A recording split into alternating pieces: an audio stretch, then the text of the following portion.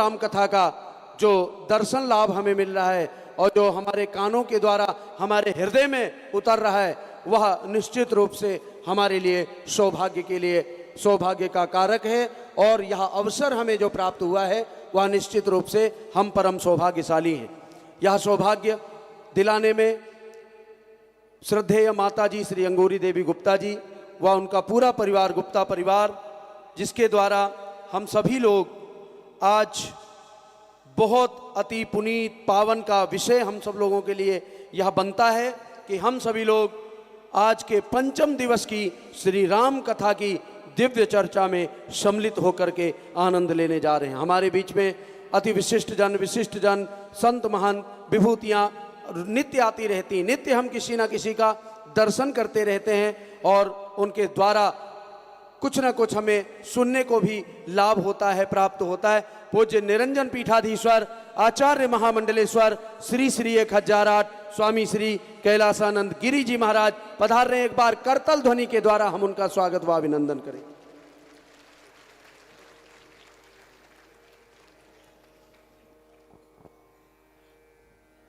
ये छवि और व्यास पीठ पर आसीन होने वाले हमारे पूज्य व्यास जी महाराज सद्गुरुदेव, जिनकी कांति, जिनका किया हुआ शिव रुद्राभिषेक अथवा शिवार्चन अथवा शिव पूजन अथवा शिव से सम्मिलित होकर के देवम भूत्वा देवम यजेत बनकर के और बड़े आनंद का संगम और उस आनंद की कृति में नित्य अनुरक्ति रखते हुए और देवाधिदेव महादेव की पूजन की जो छटा है उसको देखते बनता है। आज भी हम सब लोग पातालेश्वर महादेव का पूज्य गुरुदेव के सानिध्य में अभिषेक करके आए। पातालेश्वर महादेव जो सहारनपुर में अति प्राचीन महादेव हैं, देवाधिदेव महादेव, वहाँ एक झलक देखते ही बनती थी कि जैसे ही जल दिखा और पातालेश्वर महादेव दिखे, वैसे ही पूज्य निरंजन पीठाधीश्वर सदगुरुदेव ने हाथ में कलश लिया और जैसे कि याद आ गई हो वह सावन की बेला, जैसे कि याद आ गई हो वह सावन की छटा, कलश एक एक करके पातालेश्वर महादेव को चढ़ाया जा रहा था। और मुझे लग रहा था कि देखिए, पाताल तक जब तक जल नहीं पहुंच जाएगा तब तक पूज्य गुरुदेव निरंतर पातालेश्वर महादेव के ऊपर जल चढ़ाते ही रहेंगे और चढ़ाते ही रहे।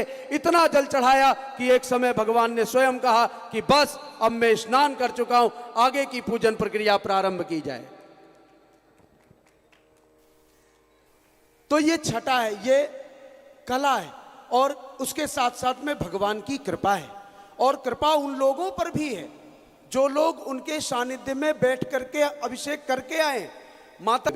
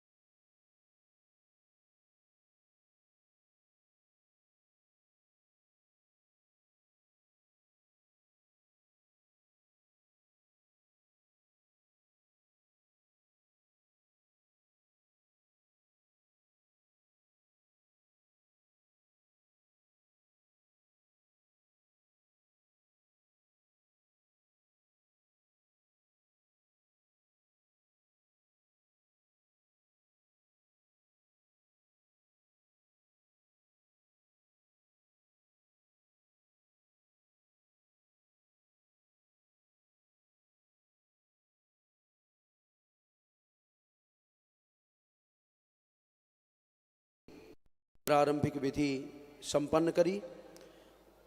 अब हम अगली कड़ी में चलते हैं।